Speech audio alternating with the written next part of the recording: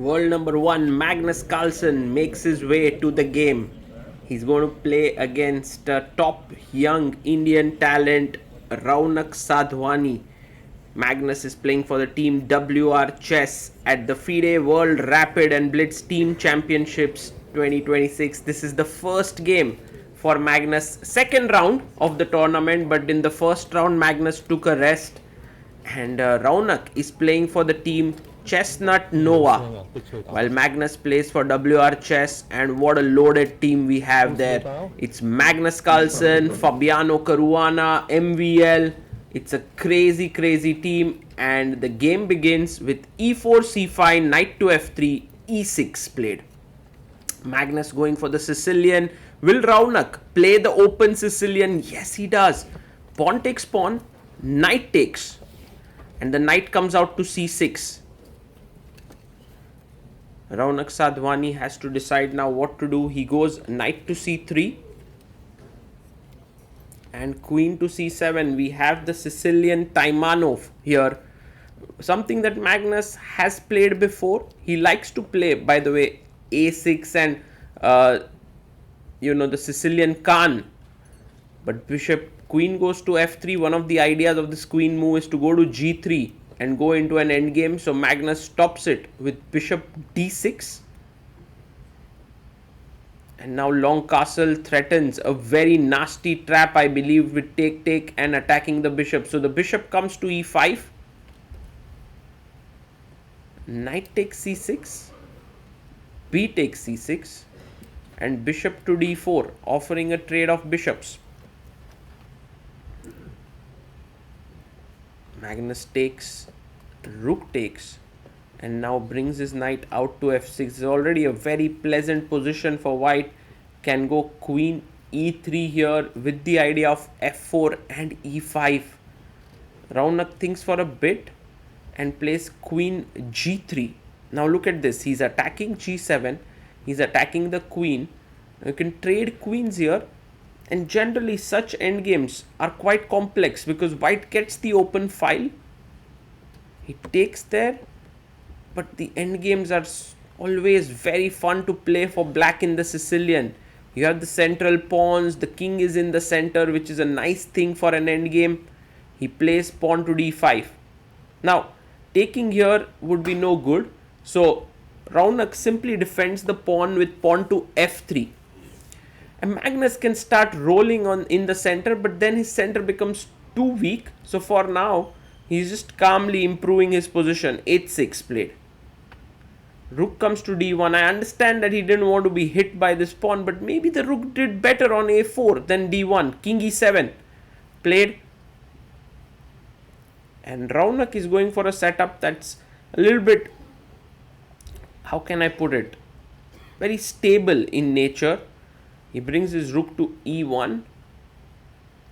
Now I was wondering, bishop a6 is not possible because of take and then d5. There are tactics. So he first defends rook d8. Knight jumps to a4, looking at these two squares. And Magnus now goes bishop a6, offering a trade of bishops. Raunak takes, rook takes, and pawn to c4. Very interesting move, because if you take, it does spoil the structure a bit, but you can take it though. Rook a7. Magnus says, I don't want to take it, I'll just let it be as it is. But in doing so, now with trades in the center, white will get 2 versus 1 queenside majority.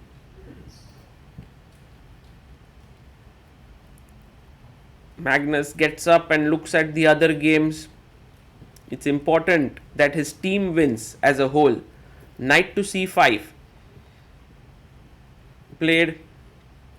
The knight is well positioned, and h5 pushes his pawn forward. And b3, Raunak just solidifies his position. g6 by Magnus. This move h5 somehow keeps the g3 pawn as a small weakness. King c2, and Magnus is so good with these little edges.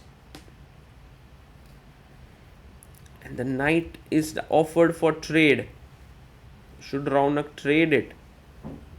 is the question. Yes, he trades one knight and king he takes with the rook. Pawn takes pawn, pawn takes pawn, and he takes the pawn here. Rook takes, and we reach a position which is equal in rook endgame, but with quite a few imbalances.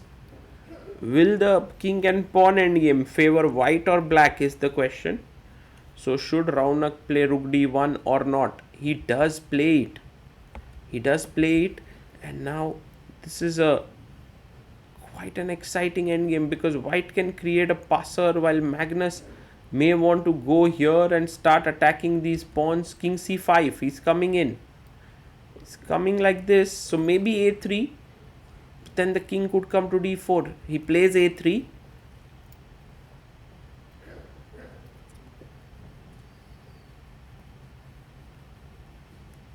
And Magnus goes king d4. King comes up to c2. And now you can't go too far in because then I have a passer. So Magnus tries to create his own passed pawn in the center. King d2. g5. Pawn takes pawn. Pawn takes pawn, and doing so now the e pawn is a passer.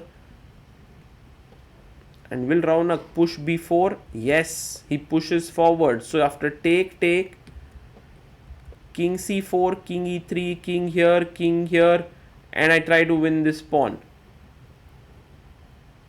So Magnus tries to improve his position. King e2, you can look at Magnus's face. He feels like he does not have a chance here. He wants to win, but Raunak's defense has been so strong. He's played so well here that he's not given Magnus any chances. King b3, king e5, takes. And now as black's king comes from the backside, white's king is already there to hold this. And as black would take the pawn, white takes the pawn. Draw here. What a great result for Raunak Sadhwani. And he's managed to hold Magnus Carlsen to a draw, which is insane. And Magnus talking to Raunak that, there was no real chance that he had in the game. But what happened in this match? Did Raunak's draw help his team? Let's find out. As soon as the game ended, Raunak gets up and so does Magnus. Magnus immediately goes to check the other games. Now, the result on board 3 between MVL and Chopin Kasper is already a draw, and Magnus and Raunak have also drawn. So it's 1-1 right now with 4 games going. The problem is that Marc-Andrea Morizzi on board 4 is beating Jan Krzysztof Duda. Fabi is doing well against Daniel Darda. So that will be 2-2, and then everything shifts now to the last 2 board, and that actually happened. Duda lost and Fabi won. So its score is 2-2 with these last 2 boards going. It's Liu Miaoi versus Goryachki now. And we have the below 2000 board there with Vadim playing against his opponent. Now that's the beautiful thing about World Rapid and Blitz Team Championships, is that there is a amateur board. They call it the recreational board, and you can see Magnus just waiting there. He's hoping that his team manages to win. It's not at all easy in these formats. There are so many factors. Fabi also hanging in there. There's Jan Gustafsson, who is the coach of the team. Meanwhile, for the Chessnut Nova team, the coach is Indian GM Swapnil Dhopade. You can see that the game between Vadim and Letoret, it ends in a draw. A pat on the back from the coach. He's done his job because Liu Miaoi is completely winning there. Vadim, well, he would have loved to win, and Magnus there knows that his team WR Chess, which is an all-star studded team, is going to lose as early as round 2. That's huge. and Liu Miaoyi is a piece and a pawn up. Even if black manages to somehow win the pawn, in the end it's going to be a bishop knight mate. You can see the scorecard, by the way. Nice digital scorecards have been put up this time. I don't even think that you need to reach that place of a bishop knight endgame to showcase the mate. Goes bishop there, and then finally with the king moving, Goryachkina resigns. The Chessnut Nova team has managed to beat the giants WR Chess, and it all began with the draw by Raunak Sadhwani on board 1, and then Marc-Andrea Morizzi striking and Liu Miaoyi. What a team this is of youngsters, and incredible play by them. And Swapnil Dhopade, well, the coach is all smiles, and WR Chess will need to make a strong comeback here. But you can see there, that's the wonderful thing about team tournaments. You can rejoice as a group after the match rather than just be happy on your own in an individual game.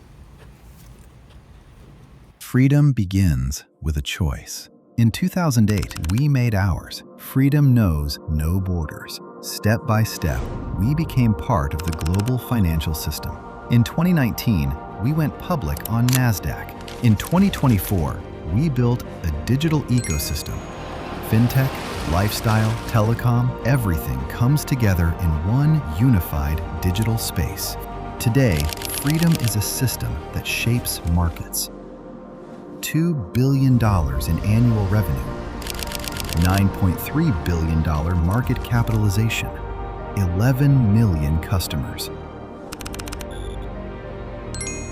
11,300 plus employees, 230 offices worldwide. Freedom begins with a choice, and every day we make it again. Freedom Holding Corp. One ecosystem, many possibilities.